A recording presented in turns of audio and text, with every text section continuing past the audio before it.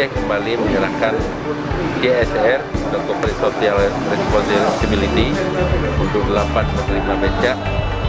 Ini adalah bentuk kepedulian dari Bank Aceh yang patut kita akui bersama, karena dengan bantuan ini dalam masa COVID lagi ini mereka bisa cari rezeki, bisa menghidupkan keluarga dan bisa bangkitkan ekonomi.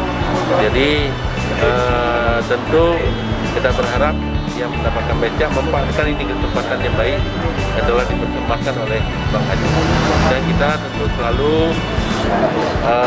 mendukung kegiatan daripada Bank Aceh agar Bank Aceh terus bisa berbuat lebih banyak kepada masyarakat kita yang ada di Kota Banda.